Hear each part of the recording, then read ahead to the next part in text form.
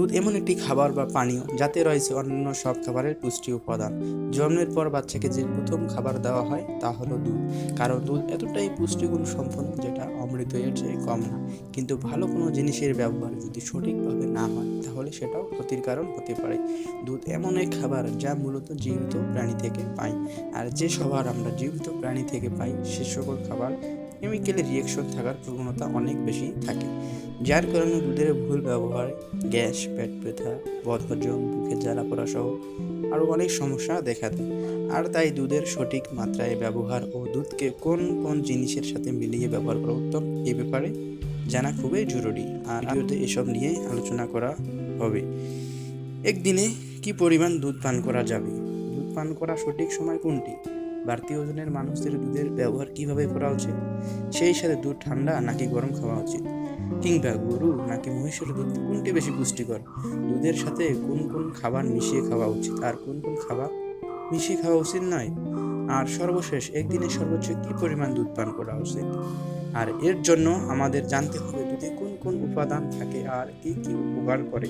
দুধ এতটাই পুষ্টিগুণ সম্পন্ন, এর ব্যবহারে আমাদের পরিপাকতন্ত্র ও ব্রেনের কর্মদক্ষতাকে বাড়িয়ে তোলে, সেই সাথে কঙ্কালের চলন শক্তি, পেটের সমস্যা, রাতে ঘুম না আসা ও আরও অন্যান্য অনেক শারীরিক সমস্যা দূর করে থাকে।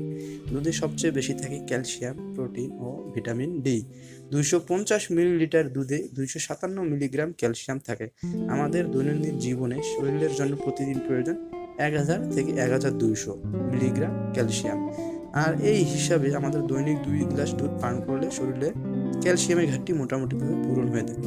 আর বাকি যে প্রয়োজন আছে যেমন প্রোটিন ও ভিটামিন অন্যান্য খাবার থেকে ইজিলি পূরণ হয়ে যায়। জিম, ব্যায়াম বা বেশি কষ্টের কাজ করে থাকলে দুধ পান করার পরিমাণ কিছুটা বাড়িয়ে নেবে। এবার আসুন জেনে নেওয়া যাক দুধ পানের সঠিক সময় কোনটা। সাধারণভাবে দুধ যে কোনো সময় খাওয়া যায়, কিন্তু রাতে দুধ পান করা সবচেয়ে বেশি উপকারী হিসাবে ধরা হয়, কারণ দুধে ট্রিপ্টোফেনন নামক অ্যামাইনো অ্যাসিড থাকে যা ব্রেনকে ঠান্ডা রাখে ও ঘুম ভালো হয় ও সকালে পেটকে রাখে পরিষ্কার। অনেকেই সকালে খালি পেটে দুধ খাওয়া নিয়ে অনেক কনফিউশনে থাকে। তবে সকালেও খালি পেটে দুধ খাওয়া যায়, কিন্তু যাদের ল্যাকটোজে অ্যালার্জি বা গ্যাসের সমস্যা রয়েছে তাদের সকালে দুধ না খাওয়াই উত্তম।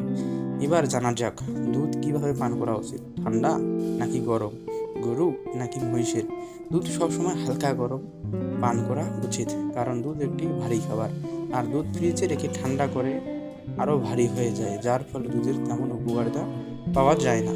এখন গরু নাকি মহিষের দুধ খাবো, আসলে গরু বা মহিষের দুধে উভয় সমান ক্যালসিয়াম থাকে, কিন্তু মহিষের দুধে ফ্যাট ও ভিটামিন বেশি থাকে। আর যারা ওজন বাড়াতে চায় তাদের মহিষের দুধ খাওয়াটা বেশি উপকার, যারা ওজন কমাতে চায় তাদের জন্য গরুর দুধ উপকারী। এবার জানা যাক দুধে কোন কোন খাবারের সাথে মিশিয়ে খাওয়া ভালো আর কোন কোন খাবারের সাথে নয়। দুধ প্রাণীজ আমিষ খাওয়ায়, এতে হরমোনাল এনজাইম এবং অ্যামাইনো অ্যাসিডের পরিমাণ খুব বেশি থাকে, এজন্য যে কোনো খাবারের সাথে কেমিক্যাল রিয়াকশন খুব সহজে করে ফেলে, যার কারণে আমাদের পরিপাক প্রক্রিয়া জটিল করে ফেলে কিংবা সঠিকভাবে পরিপাকই হয় না। এর কারণে এর সাথে থাকা অন্যান্য খাবারের পুষ্টিগুণ শরীর সঠিকভাবে পায় না। আর এই ছোট্ট ভুলের কারণে নিয়মিত দুধ পান করা পরেও আমরা এই দুধের পুষ্টি থেকে বঞ্চিত হই। এবার জানা যাক কখন দুধ পান করা যায় এবং কখন দুধ পান করা একদমই উচিত নয়। খাবার খেয়ে ওঠার পর অনেকে রাতে খাওয়ার সাথে সাথে দুধ পান করে থাকে।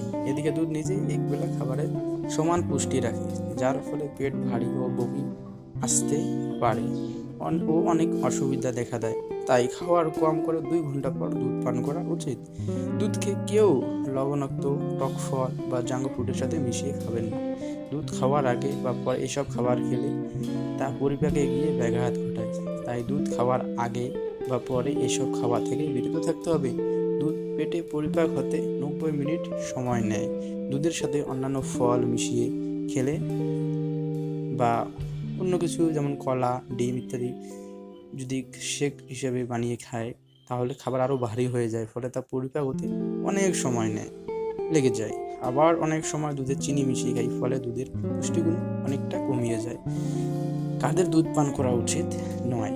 যাদের বড় বড় ক্ষত বা অপারেশন হয়েছে তাদের দুধ পান করা উচিত নয়, কারণ দুধ পান করলে ঘা সহজে শুকায় না। আর যাদের অ্যালার্জি বা মুখে ব্রণ আছে তাদেরও দুধ পান করা উচিত না। দুধ পান করলে ব্রণের সমস্যা আর বৃদ্ধি পায়। তাই আমাদের উচিত এই পুষ্টিগুণ সম্পূর্ণ দুধের সঠিক ব্যবহার করতে হবে। আর আমার ভিডিওগুলো যদি আপনাদের কাছে ভালো লেগে থাকে তাহলে সাবস্ক্রাইব করে আমার পাশে থাকবেন। ধন্যবাদ।